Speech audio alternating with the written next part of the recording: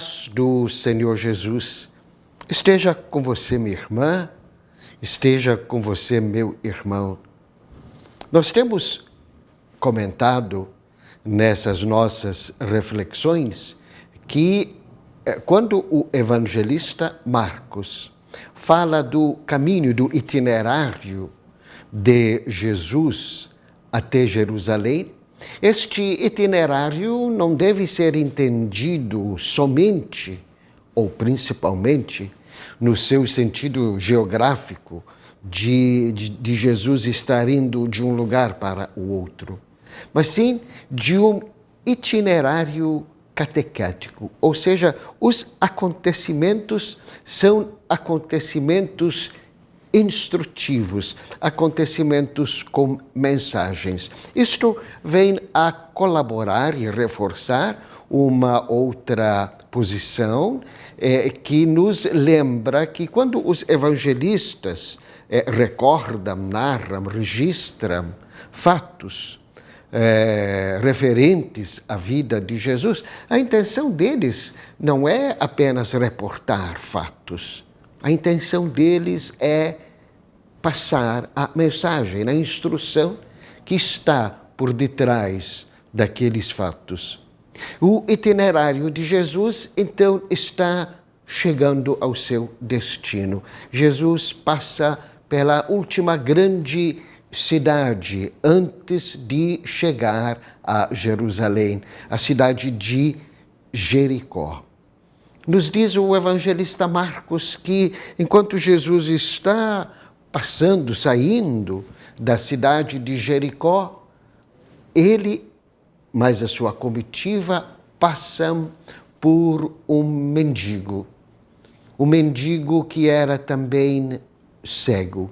E, pelo jeito, este mendigo cego era conhecido, a ponto de Marcos ter o capricho de nos passar o nome deste cego mendigo, Bartimeu, o filho de Timeu. A impressão que a gente tem ao reportar este detalhe do nome deste personagem, Marcos queria dizer assim que, olha, este senhor é conhecido. Possivelmente era mesmo conhecido da primitiva comunidade cristã, a ponto que, se alguém duvidasse do relato de Marcos, podia até conversar com o próprio personagem. Olha, é este moço aqui. Pois bem, enquanto Jesus então está passando por este pobre, que é também cego, e Marcos nos diz que este cego estava sentado à beira do caminho, ou seja, naquilo que nós chamamos hoje de sarjeta. Ele ouve o burburinho daquela multidão que está acompanhando a Jesus e deve ter perguntado o que é que está acontecendo, e falam para ele que era Jesus que estava passando. E ao ouvir tratar-se de Jesus, o cego começa a gritar: Jesus, filho de Davi, tenha compaixão de mim. Este pedido do cego, essa manifestação deste cego mendigo, ela tem uma peculiaridade que não pode passar desapercebida. Certamente, o cego costumava se dirigir às pessoas, mas, sendo ele cego e mendigo, certamente para os passantes ele pedia esmola. No entanto, quando soube que era Jesus que estava passando, o pedido dele não era de esmola, mas tinha uma característica especial. Bartimeu dirige-se a Jesus com este pedido: filho de Davi. Ou seja, você é o Messias que nós estamos esperando. Me dê atenção. realmente este pedido do cego, ele insinua algo um pouco mais profundo. Eu arrisco partilhar com você este algo mais profundo. Talvez o cego tivesse já ouvido histórias a respeito deste tal de Jesus. A atenção que ele dava aos que, como ele, cego, eram marginalizados. Certamente, ou desconfia-se, que este cego deve ter ouvido falar que Jesus curava leprosos. Jesus dava perdão a pecadores. Quem sabe, talvez até já tivesse ouvido falar que ali mesmo, na cidade de Jericó, Jesus hospedou-se na casa de um pecador, Zaqueu, e um pecador conhecido. Este cego talvez fosse fazer as suas considerações. Porque os profetas, quando falavam do Messias, faziam referência a alguém que acudisse, socorresse aquelas pessoas que normalmente a sociedade ignorava. Talvez o cego tivesse pensado naquele resto do povo que os profetas tanto falavam, ou seja, aquela categoria de pessoas que a sociedade ignora, despreza. Hoje nós chamamos esta categoria de pessoas de gente invisível, ou seja, gente que a sociedade completamente ignora.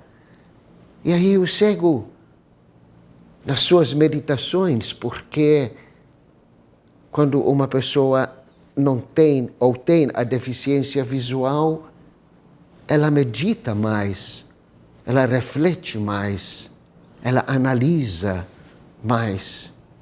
Não teria este Bartimeu feito todo este raciocínio e pensado, não seria este Jesus, o Messias prometido? Então eu vou tentar, eu vou ver se ele é mesmo este profeta prometido. E por isso grita por Jesus, filho de Davi, o chama de Messias. Tenha compaixão, olhe para mim. Acontece que o grupo que estava com Jesus, ao ouvir essa gritaria do cego, manda calar, tenta abafar a sua voz. Mas não havia nada que fizesse com que o cego se convencesse. Ele queria mesmo provar, quem sabe, se este Jesus de quem tanto se comentava não seria mesmo o Messias. Então ele gritava ainda com mais força, Jesus, filho de Davi, olha para mim, tenha compaixão de mim.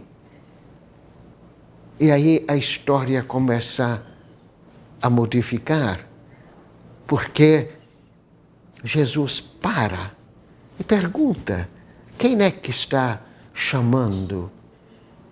E o grupo que anda com Jesus lhe diz, é um cego que está perturbando aí a nossa caminhada. E surpresa das surpresas, Jesus manda chamar o cego. Vamos fazer uma pequena pausa, você e eu, amiga, amigo.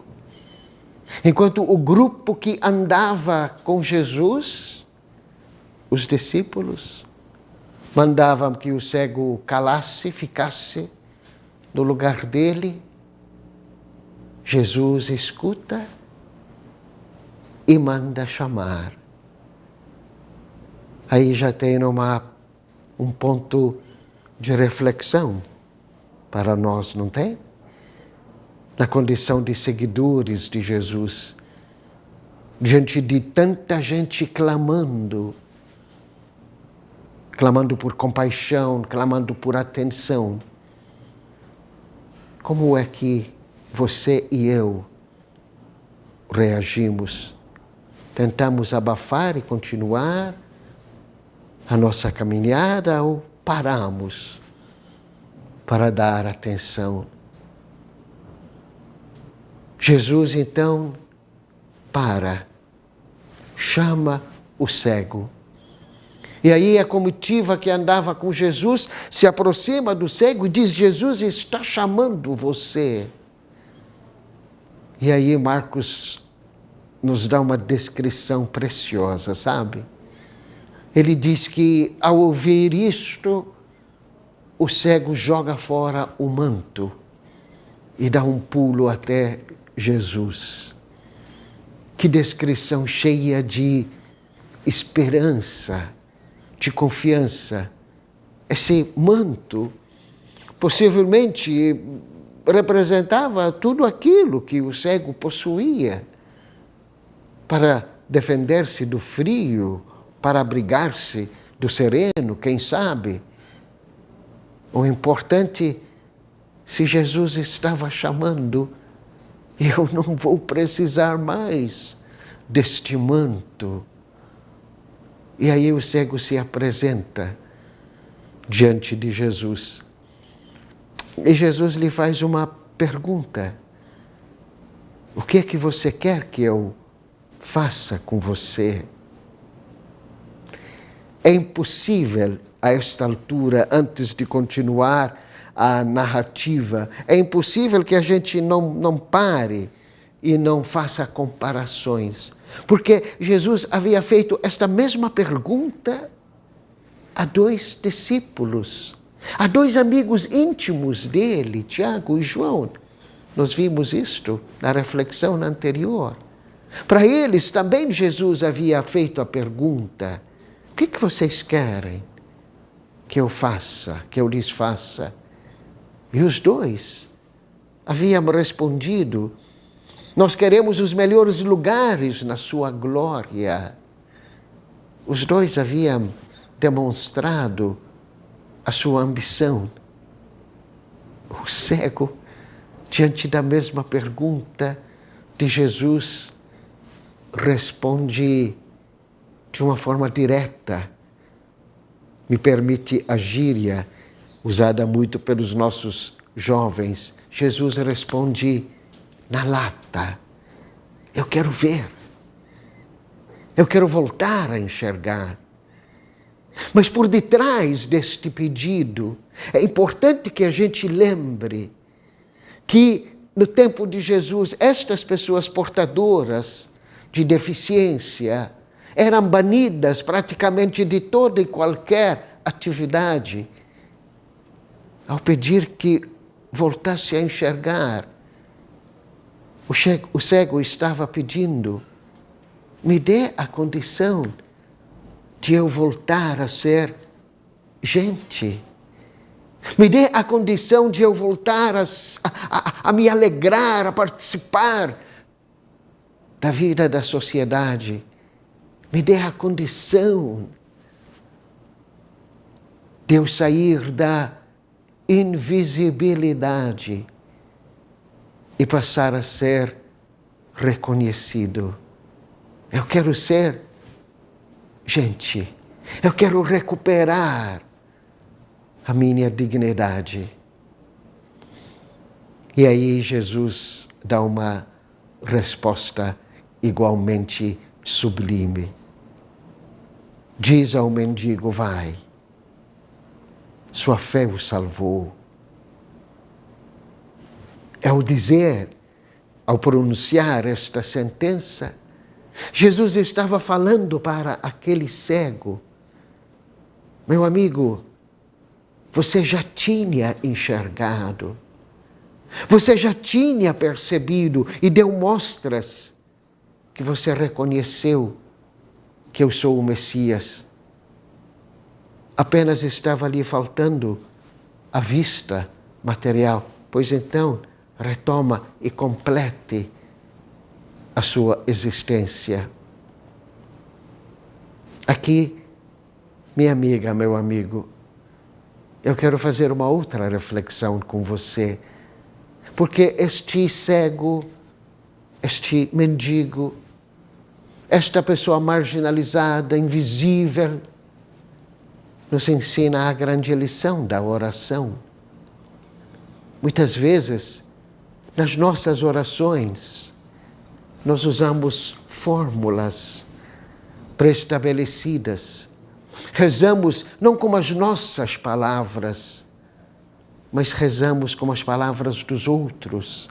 Muitas vezes recorremos àquelas correntes que se distribuem por aí, dizendo, olha, se você fizer esta oração durante 30 dias, neste horário, esta oração é poderosa. O cego nos ensina como é que deve-se orar.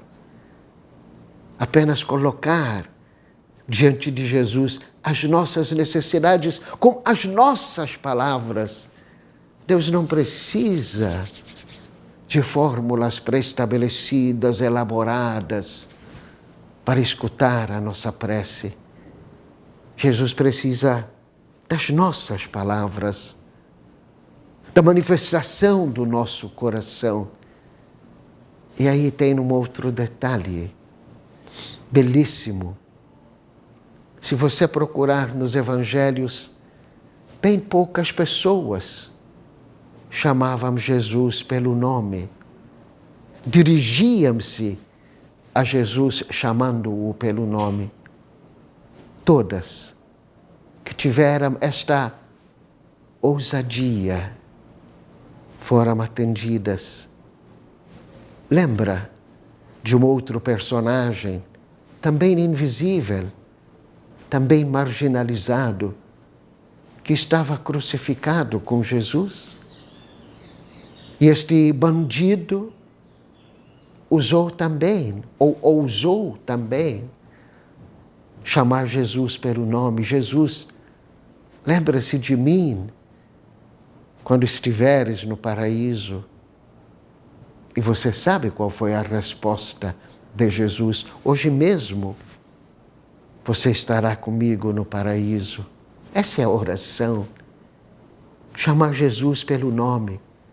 Com a mesma fé, com a mesma confiança de Bartimeu, do ladrão pregado na cruz. E você não ficará desapontado. Mas a história não termina aí. Jesus diz ao cego, agora você pode ir. Você voltou a enxergar. A reação do cego foi diferente. Ele não foi. Mas ele começou a seguir Jesus. Este Jesus é verdadeiramente o Messias, aquele que Deus enviou para devolver à humanidade a dignidade. Então merece ser seguido. Não importa para onde vai. Possivelmente o cego não sabia o que esperava Jesus em Jerusalém. Não importa. Importa que Jesus é o Messias. E na condição do Messias, ele merece ser seguido.